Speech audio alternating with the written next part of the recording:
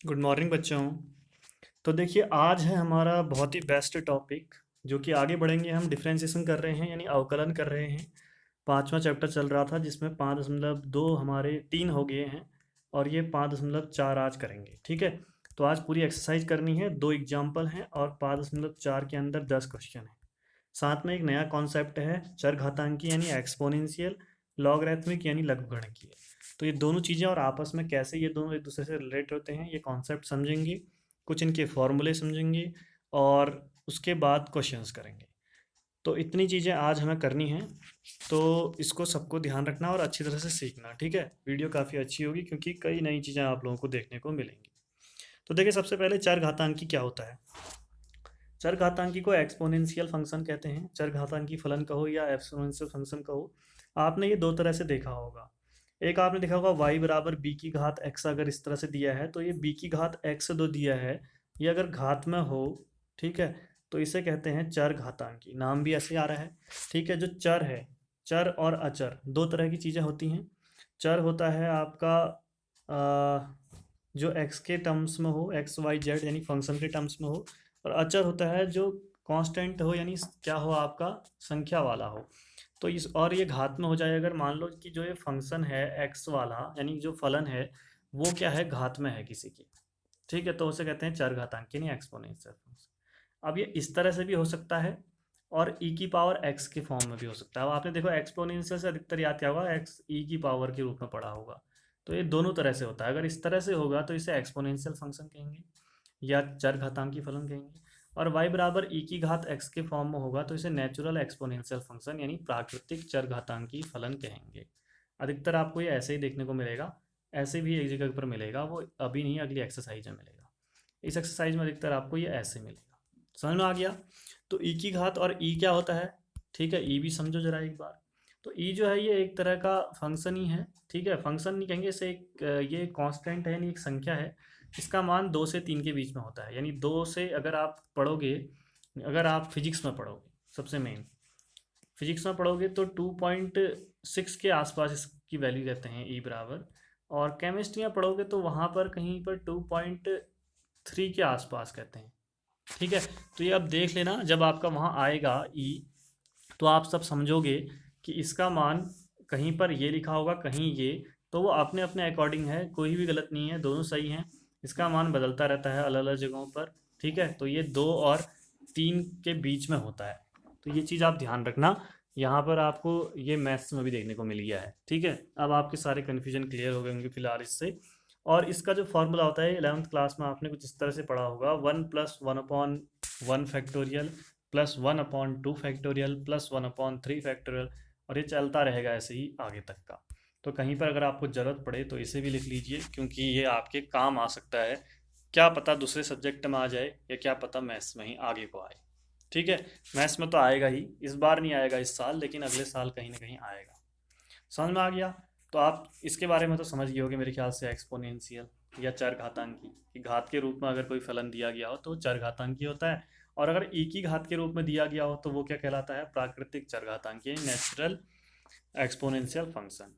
अब यहीं से लघुगणकीय फलन अगला, या लॉगरिथमिक फंक्शन। तो लघुगणकीय से आप समझोगे अगर लॉग के अंदर कहीं पर कोई फलन दिया है, लॉग एक्स जैसे है, तो ये लॉगरिथमिक फंक्शन यानी लघुगणकीय फलन होगा। ठीक है, ये रहा जैसे लॉग वाई है, तो ये लघुगणकीय फलन यानी लॉगरिथमिक फंक्शन। समझ गए, तो ये तो आसान है। अब इन दोनों के बीच में रिलेशन क्या है, ये रहा। अगर आपको कहीं पर y बराबर e की घात x दिया हो और आपसे कहे कि ये e जो है इधर साइड का, इसको हटाओ यहाँ ले जाओ। ठीक है, जैसे इधर साइड प्लस होता, अगर इस साइड ले जाओ कहूँगा तो आप कहोगे माइनस हो जाएगा, इधर मल्टीप्लाई होता है तो इधर ले जाओगे डिवाइड हो जाएगा। ऐसा तो होता है ना। तो ऐसे ही अगर आप इधर साइड पर आपको e दिख रहा है, इसको अगर इधर ले जाओगे तो लॉग के रूप में आ जाता है, लॉग के रूप में ये आया। ई को इधर ले गए हम तो लॉग वाई बराबर इधर एक्स ही बचा, जो ऊपर था घात में वो नीचे आ गया।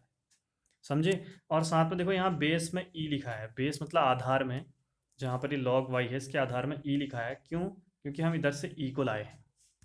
समझिए, तो इस तरह से अब यहाँ पे कुछ और लाएंगे तो वो आ जाएगा आधार में। ये चीज़ आई समझ में। तो इसको अभी आगे, इसके तो अभी आपको फॉर्मूले पढ़ने हैं। ये तो बस खाली समझने को था कि ये इस तरह से होगा तो ये लघुगणिक यानी लॉगरिथमिक फंक्शन होगा। अगर इस तरह से होगा e की घात के रूप में तो इसको कहेंगे हम प्राकृतिक चरघातांकी फलन यानी नेचुरल एक्सपोनेंशियल फंक्शन। समझे? चलो फिर आगे बढ़ते हैं। एक फार्मूला है इस तरह से, अगर जैसे मैंने बोला यहाँ पर देखो, अभी आपको यहीं पे समझ में आ जाएगा। ये एक और ये दूसरा दो है। अगर आपसे कहे यहाँ पे ई इधर लाओ तो आप log y लिखा और आपने आधार पे ई ले लिया। ऐसे अगर इधर पर आपसे कहे बी को हटाओ तो आप इसको इधर ले गए log और ए लिख दिया, आधार पे आपने बी लिख दिया। यानी जिसको दूसरे साइड ले जाते हैं हम वो आधार में आता है। जैसे यहाँ पर तो आसान था ई और यहाँ पर बी। अब ये आधार का जो आधार यानी बेस पे जो चीज़ है इसका बहुत बड़ा यूज है। ठीक है, क्यों? क्योंकि अभी आप अगर देखोगे तो आपको पता चलेगा कि आगे फॉर्मूले जो हैं वो भी अलग अलग होते हैं इस पर। ठीक है, तो इसलिए ये चीज़ आप भूलना मत। तो इसको अभी हम देखते हैं आगे क्या क्या फॉर्मूले हैं इसके, और फिर आपको ये सब क्लियर हो जाएगा, सब आ जाएगा। ठीक है, पूरा आ जाएगा, कहीं पे भी कन्फ्यूजन नहीं होगा। तो चलिए आगे बढ़ते हैं फिर। ये रहा, जैसे ये फ़िलहाल मैंने बाद में कराना था तो इसको भी देखते हैं। पहले फॉर्मूले देख लो कुछ, क्योंकि जब तक फॉर्मूले नहीं आएंगे तो आपको पता ही चलेगा सॉल्व कैसे करना है। ये रहे कुछ फार्मूले, इतने फार्मूले लगभग मैंने लिखे हैं और इतने से आपका पूरा लॉग कंप्लीट हो जाता है। फिलहाल ऐसा है कि देखो पुराने टाइम पर क्या होता था, लॉग का पूरा चैप्टर होता था। अब यहाँ चैप्टर नहीं है तो ये इसी अवकलन के अंदर ही एक लॉग करके दे दिया है, और कुछ फार्मूलों को हम सीख लेते हैं जिनसे हम कुछ बहुत लॉग को जान लेंगे थोड़ा सा। अब जान लिया एक चैप्टर होता और ये 6 फार्मूलों से क्या जो सीखोगे आप, पूरा चैप्टर होता तो अच्छा सीखते। लेकिन जितना हमें काम आने वाला है उतना हमने इसके अंदर लिखा है। पहला फॉर्मूला है log p plus log q। अगर इस तरह से दिया हो, साथ में देखिए मैंने आधार में ई इसलिए लिखा है कि आधार सेम होना चाहिए दोनों का, इसका अलग होगा फिर ये नहीं लगेगा फॉर्मूला। आधार हर जगह सेम होना चाहिए, देखो हर जगह लगा रखा है आधार सेम होना चाहिए।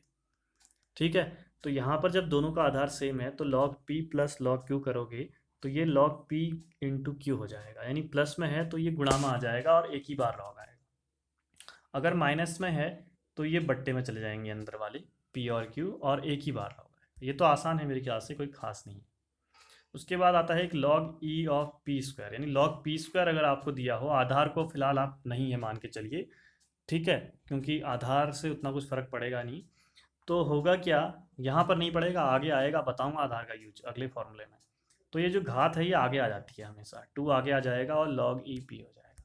जैसे आपको लॉग 5 की घात 10 दिया हो तो क्या होगा, 10 आगे आ जाएगा, 10 इंटू लॉग 5 हो जाएगा अगली लाइन में। समझ रहे हो, इतना सा है, ये लॉग का ही यूज है बस।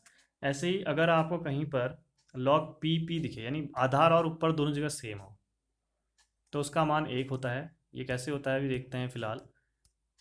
इसमें पहले एक चीज़ बता देता हूँ मैं, ये जो हैं ये वाले, ये सब इससे जुड़े हैं चौथे वाले से। ठीक है, देखो चौथे से कैसे जुड़े हैं। आपको लॉग पी लिखा है और आधार पे आपको ए लिखा है। ठीक है, लॉग ए पी।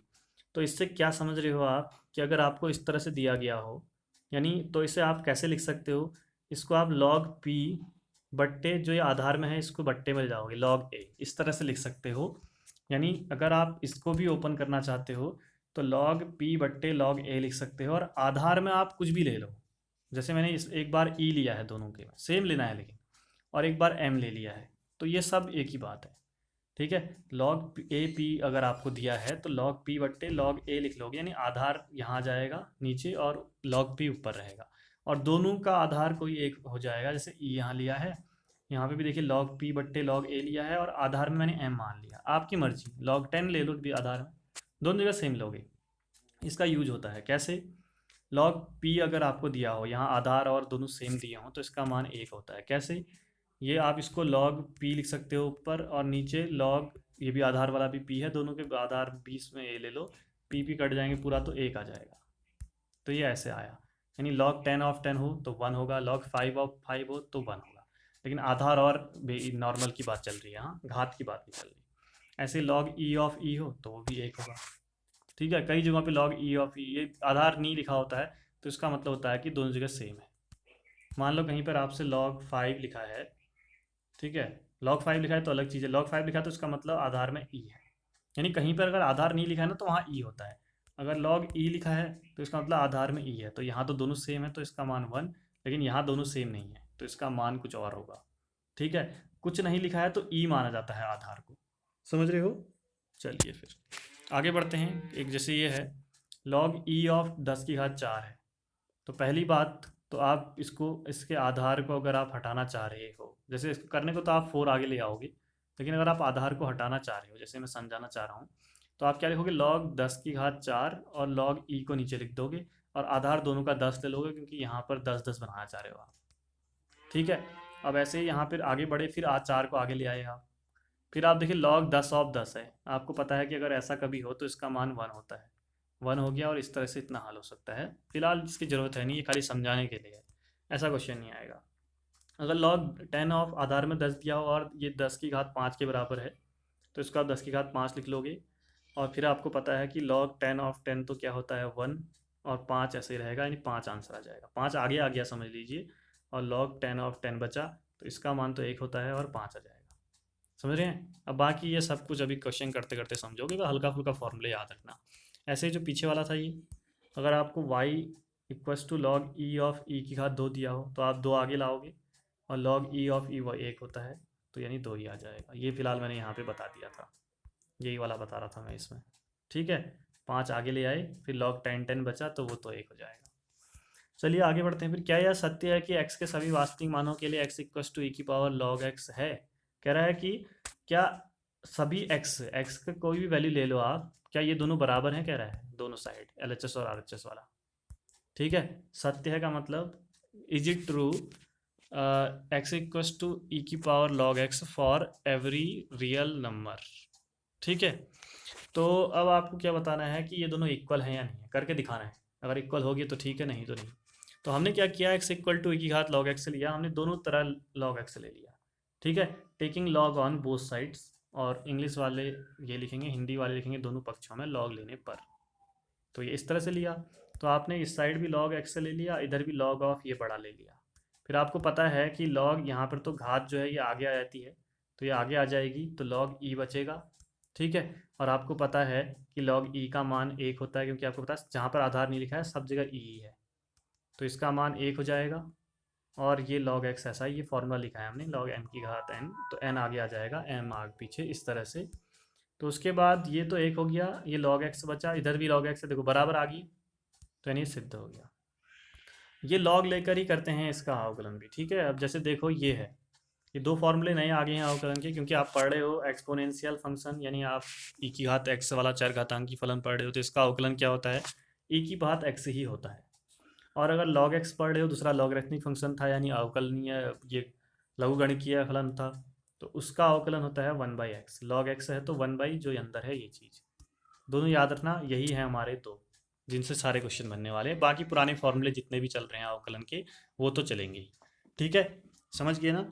तो इसको करके अब देखते, देखो इनको कैसे किया होगा, इसका अवकलन कैसे निकाला होगा, मैं ज़रा हल्का सा समझा देता हूँ, फिलहाल इसकी ज़रूरत है नहीं। ये है, आपने इसको y मान लिया, आपने दोनों तरफ y लिया, log y equals to log of e⁻x। अब आपको पता है log e तो जो होता है 1 होता है, और x आगे आ जाएगा, तो इधर x बचेगा, इधर log y बचेगा, ठीक है।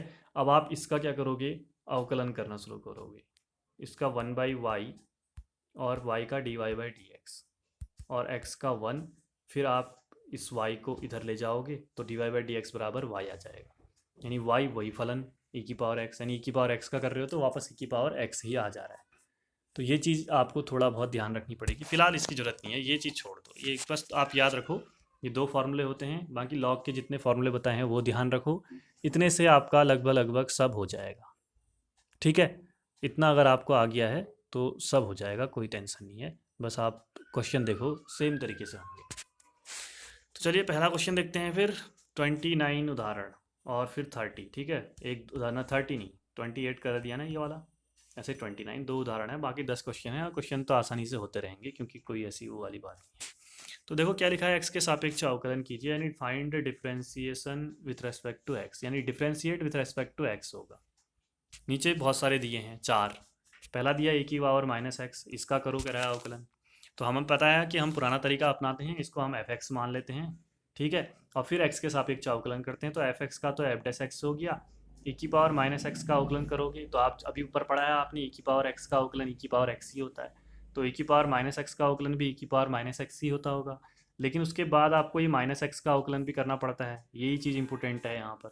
ठीक है, तो माइनस एक्स का अवकलन करोगे, आपको पता है एक्स का 1 होता है तो -1 आ जाएगा।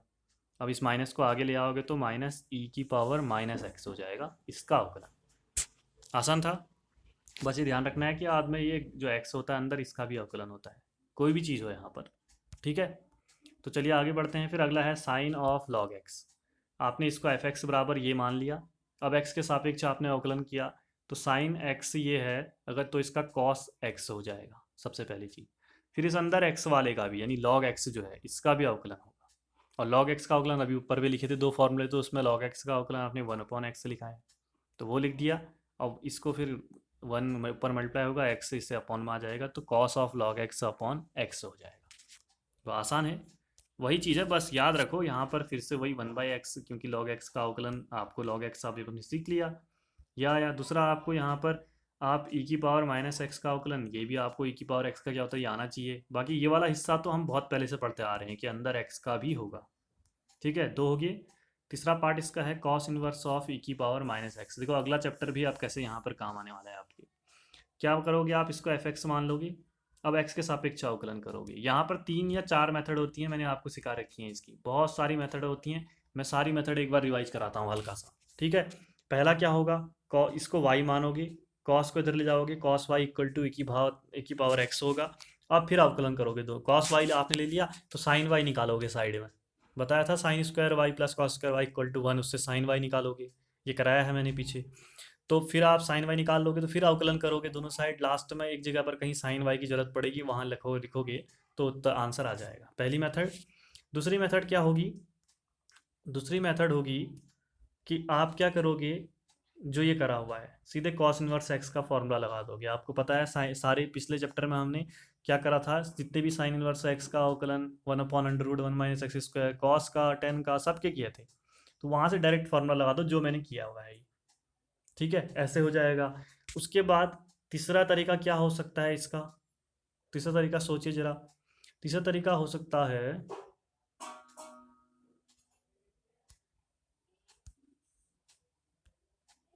तो तीसरा तरीका क्या था, तीसरा तरीका था कि आप x की जगह कुछ ऐसा रख दो कि ये आसानी से हल हो जाए। ठीक है, इस ऐसा भी कुछ किया था हमने, याद होगा सभी को। तो x की जगह यहाँ ऐसा कुछ रख नहीं सकते क्योंकि ये e⁻x है। वहाँ पर कुछ ऐसा होता था कि 1 - x² अपॉन 1 + x², ऐसा था ना एक क्वेश्चन कॉस इनवर्स, तो हम लोग x की जगह टेन थीटा रख देते थे। तो इससे थोड़ा हल करने के बाद लास्ट में अंदर भी कॉस बाहर भी कॉस, तो कट जाते थे। यहाँ भी कोई ना कोई ऐसा हो सकता है, लेकिन आपको इतनी चीज़ें चाहिए, आपको बस एक कोई सारी मेथड सीखे रहो, उसमें से कोई एक मेथड वहाँ पर जो आ जाए दिमाग में पहले उसको कर लो, और जो आसान लगे। तो देखो मैंने क्या किया कि कॉस इनवर्स एक्स का आपको पता है अवकलन था -1/√1 - x²। तो यहाँ कॉस इनवर्स e⁻x है, तो x की जगह e⁻x आ जाएगा। तो -1/1 x की जगह e⁻x लिख दिया, इसका स्क्वायर। बाद में अंदर e⁻x का भी अवकलन होता है, ये भी आपको ध्यान रखना है, ये नहीं भूलना है कभी भी। फॉर्मूला ठीक है, उसके बाद जो अंदर होता है उसका अवकलन भी होता है, चाहे वो x ही क्यों ना हो। अगर खाली x होता तो यहाँ x का अवकलन होता 1 हो जाता, तो उसको करते नहीं हम। ठीक है, लेकिन होता उसका भी, ऐसे e⁻x का अंदर होगा तो e⁻x ही आएगा। और यहाँ e⁻x का वर्ग, यानी ये दोनों मल्टीप्लाई हो जाएंगे तो e⁻2x हो जाएगा। पावर आपस में मल्टीप्लाई हो जाती हैं तो e⁻2x हो जाएगा। ठीक है, समझ में आ गया, इतना हो गया। उसके बाद कुछ नहीं है, बस इनको आपस में e⁻x यहाँ आ गया, तो -e⁻x अपॉन √1 - e⁻2x, ये आंसर सबसे छोटा तरीका है। और भी बड़े बड़े तरीके भी हो सकते हैं, आप जानते हो। अगला e⁻cos x का कर रहे हैं, तो आपने f(x) इक्वल टू यही लिया, और उसके बाद इसको सॉल्व किया तो आपने सीधे इसका अवकलन कर दिया f'(x). e⁻x का अवकलन e⁻x ही होता है, e⁻cos x का e⁻cos x ही होगा। लेकिन उसके बाद cos x का भी करोगे आप ये, तो उसका माइनस साइन एक्स होता है, फिर माइनस साइन एक्स आगे लिख दिया, e⁻cos x पीछे लिख दिया। समझ गए भाई, इतना सा है। आगे बढ़ेंगे, अब आती है प्रश्नावली, क्योंकि 10 क्वेश्चन हैं और अभी 20 मिनट हो चुके हैं, तो 10 के 10 क्वेश्चन हमने अभी कंप्लीट करने हैं। ठीक है, तो इनको जरा देखो कैसे। तो इसमें पहला question e⁻x upon sine x, इसका अवकलन करो। आपको पता है ये भाग का नियम लगेगा यहाँ पर, क्योंकि u/v जैसा है, और मैंने नीचे लिखा है u/v का क्या होता है, पहले v आएगा नीचे वाला, फिर ऊपर वाले का अवकलन, फिर ऊपर वाला आएगा नीचे वाले का अवकलन, बट्टे नीचे वाले का वर्ग। तो होगा क्या कि अब आप इसका अवकलन जब करोगे तो पहले साइन एक्स फिर ऊपर वाले का अवकलन किया है, फिर ई की पावर एक्स फिर साइन एक्स का अवकलन अपॉन में साइन एक्स का स्क्वायर। तो आपने साइन एक्स तो ऐसे लिखा ई की पावर एक्स का ई की पावर एक्स ही होता है, ई की पावर एक्स ऐसे लिखा, साइन एक्स का कॉस एक्स होता है, और साइन एक्स का होल स्क्वायर को हम साइन स्क्वायर एक्स से लिख सकते हैं। फिर आगे बढ़ेंगे, दोनों में देखो ई की पावर एक्स कॉमन है, कॉमन ले लिया तो sine x minus cos x बचा और बट्टे में साइन स्क्वायर एक्स बचा। भाई ये हमारा आंसर आ गया, इतना सा था, कोई ज़्यादा बड़ा नहीं है। आगे बढ़ते हैं, ई की power minus sine inverse x का निकालना है। ई की power minus sine inverse x है, ठीक है, यहाँ पर माइनस नहीं लगाया है, इसको माइनस कर लेना। माइनस ई की पावर में माइनस साइन इनवर्स एक्स होगा, माइनस यहाँ भी माइनस और यहाँ भी माइनस। तो यहाँ ई की पावर साइन इनवर्स एक्स का ई की पावर एक्स जैसा है तो ई की पावर एक्स ही रहेगा। फिर साइन इनवर्स एक्स का भी अवकलन होगा minus of sine inverse x का, माइनस यहीं रहने दो। और साइन इनवर्स एक्स का आपको पता है 1/√1 - x² होता है।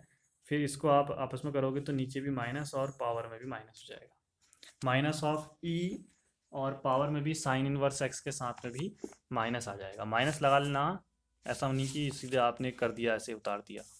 तो ये चीज़ थोड़ा सा ध्यान रखना, क्योंकि ये लिखते समय कई बार मिस्टेक हो जाती है कि जब अगला पेज आता है तो पता ही है आपको कि छूट जाता है पुराना। तो आप क्या लिखोगे, यहाँ हर जगह साइन इनवर्स एक्स में माइनस लगा दोगे, ठीक है, ऊपर। और फिर आपका क्या आएगा, एक माइनस नीचे आएगा, माइनस ई की power sine minus sine inverse x दोनों जगह, ठीक है, आगे भी माइनस और ऊपर भी। तो ये आपका आंसर आ गया। अगला ई की पावर एक्स क्यूब का करना है आपने अवकलन, सेम काम, एक्स के सापेक्ष करोगे तो ई की पावर एक्स का ई की पावर एक्स ही होता है। फिर एक्स क्यूब का भी करोगे ऊपर वाले का, तो इसका 3x² होता है, आपको पता है, 3 आगे आ जाएगा, एक पावर कम हो जाएगी। फिर 3x² को पहले और ई की पावर एक्स क्यूब को बाद में लिख दिया, ठीक है, वही है, सेम पुराने क्वेश्चन है। अगला मोस्ट इंपोर्टेंट क्वेश्चन, क्योंकि इसमें 3-4 बार करना पड़ता है अंदर अंदर। साइन ऑफ ये पूरा दिया है इसका अवकलन, तो आपको पता है साइन का होता है कॉस, तो कॉस ये पूरा लिख दिया। फिर इस पूरे का करोगे अंदर वाले का अवकलन। अब आपको पता है टेन इनवर्स एक्स का क्या होता है, 1/1 + x²। तो ऐसे टेन इनवर्स ई की पावर माइनस एक्स का करोगे तो 1/1 + x की जगह ई की पावर माइनस एक्स का स्क्वायर हो जाएगा। फिर उसके बाद ई की पावर माइनस एक्स का भी करोगे आप अवकलन, ठीक है। तो क्या होगा, ये तो सॉल्व हो गया, ये ई की पावर -2x आ गया, मल्टीप्लाई होगी, और ई की पावर माइनस एक्स का क्या होगा, ई की पावर माइनस एक्स ही होगा। फिर माइनस एक्स का भी करना पड़ेगा ऊपर, जिसका क्या होगा -1 होगा। अब फिर माइनस को आगे ले लिया, ठीक है, और ई की पावर माइनस एक्स को इन दोनों को आगे ले लिया और इसको पीछे लिख दिया है, बाकी आंसर ये आ गया। करना क्या होता है, सबसे पहले दोबारा से देख लो, पहले साइन का करोगे तो कॉस होगा, फिर ये टेन इनवर्स इतने का करोगे तो 1/1 + ई की पावर माइनस एक्स का स्क्वायर होगा। फिर ई की पावर माइनस एक्स का करोगे तो ई की पावर माइनस एक्स होगा। फिर माइनस एक्स का करोगे तो -1 होगा। बस 1 2 3 4 आपको करने पड़ते हैं, 4 इसमें। तो ये इसलिए इंपॉर्टेंट मैंने लगा दिया है कि हो सकता है ऐसा क्वेश्चन एग्जाम में आ जाए जो बताए कि आपको कितना आता है और कितना नहीं आता है, ठीक है। आगे बढ़ते हैं, अगला क्वेश्चन है 5वां, लॉग ऑफ कॉस ई की पावर एक्स। तो आपको पता है कि log x का आपको होता है 1/x होता है, तो x यहाँ पे cos e की पावर x है, इसको वहाँ लिख दिया। फिर cos ऑफ e की पावर x का भी किया आपने, आपको पता है cos x का होता है माइनस साइन x, तो माइनस साइन ऑफ e की पावर x हो गया। फिर e की पावर x का आपने किया आगे, तो e की पावर x का आपको पता है e की पावर x ही होता है, ठीक है। तो इसको माइनस साइन अपॉन कॉस को हमने 10 लिख दिया है, और जो e की पावर x का e की पावर x है उसको आगे लिख दिया है। समझ रहे हो क्या किया हमने, पहले log x का 1/x, फिर cos x का होता है माइनस साइन x, और साथ में e की पावर x का भी करना पड़ेगा। अब क्या किया, ये जो e की पावर x का e की पावर x ऐसे रहने दिया, माइनस आगे लिख लिया, ठीक है, और साइन बट्टे cos क्या होता है 10 होता है, तो 10 e की पावर x हो गया। आ गया समझ में। अगला बढ़ते हैं 6th वाले की ओर। फिर आगे बढ़े, अगला क्वेश्चन दिया गया है इतना बड़ा सा, e की पावर x + e की पावर x² + डॉट डॉट और e की पावर x की पावर 5 तक। पहली बात तो आपको इसको ओपन करना आना चाहिए। कैसे, हमने इसको fx लिया, e की पावर x e की पावर x² लिखा, फिर e की पावर क्या आएगा x³ x की पावर 4 x की पावर 5, यानी ये दो ने नहीं लिखे हैं और डॉट डॉट कर दिया है, लास्ट वाला लिखा है। कई बार आप सोचो कि जितना लिखा है इतने को कर देते हैं, बीच वाले हम भी डॉट डॉट करते हैं, ऐसा नहीं करना है। आपको पता है कि इसमें 5 ही फलन होंगे, 5 तक दिया है तो 5 तक पाँचों लिख लो। फिर x के सापेक्ष अवकलन करो, आसान है, e की पावर x का तो e की पावर x ही होता है, एक्स ई की पावर एक्स स्क्वायर का भी ई की पावर एक्स स्क्वायर ही रहेगा, लेकिन एक्स स्क्वायर का भी होगा अवकलन। फिर ई की पावर एक्स क्यूब का ई की पावर एक्स क्यूब ही रहेगा, और फिर एक्स क्यूब का भी होगा। ऐसे ई की पावर एक्स की पावर 4 का यही रहेगा, और साथ में एक्स की पावर 4 का भी होगा। और 5 के लिए भी ई की पावर एक्स की पावर 5 ऐसा ही रहेगा, और एक्स की पावर 5 का भी होगा। बस एक और होगा साथ में, इतना सा आपको ध्यान रखना है, ठीक है। फिर उसके बाद ये तो ऐसा ही रहा, एक्स स्क्वायर का 2x हो जाएगा, 2x आगे लिख दिया, और ई की power x square. X cube का 3x स्क्वायर होगा, और ई की पावर एक्स क्यूब ऐसा ही लिख दिया। ऐसे एक्स के पावर 4 का 4x क्यूब होगा, और ई की पावर एक्स के पावर 4 ऐसे लिख दिया। और एक्स के पावर 5 का 5x के पावर 4 होगा, और ई की पावर एक्स के पावर 5 ऐसे लिख दिया। ठीक है, तो बस इतना सा आंसर है और कुछ नहीं करना है आपको, समझ गए। अगले की ओर बढ़ते हैं, 7th क्वेश्चन की ओर। ठीक है, तो क्वेश्चन काफ़ी अच्छा है। आपको अंडर रूट ऑफ ई की पावर अंडर रूट एक्स का निकालना है। तो हमने पहले बाहर वाले अंडर रूट को तो हमने 1/2 के रूप में लिख दिया, घात को 1/2 बना दिया। ठीक है, उसके बाद इसका आपने अवकलन किया, तो एफडेस एक्स इसका और इसका किया, तो 1/2 आगे आएगा, घात में 1 कम हो जाएगा। साथ ही अंदर ई की पावर रूट एक्स है, उसका भी अवकलन करना होगा। इधर इसकी पावर -1/2 आ गई, 1/2 में से 1 घटाओगे तो -1/2 आ जाएगा। फिर ई की पावर रूट एक्स का ई की पावर रूट एक्स ही रहता है, लेकिन रूट एक्स का भी करना पड़ता है बाद में।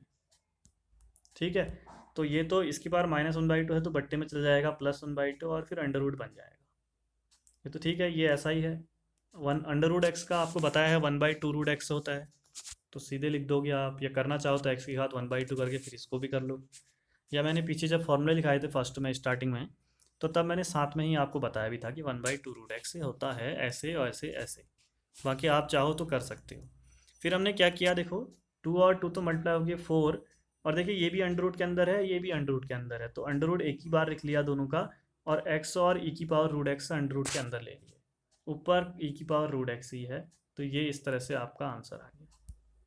ठीक है, कहीं पर समझ में ना आए तो पूछ लेना, लेकिन समझना ज़रूरी है। चलिए तो आगे बढ़ते हैं।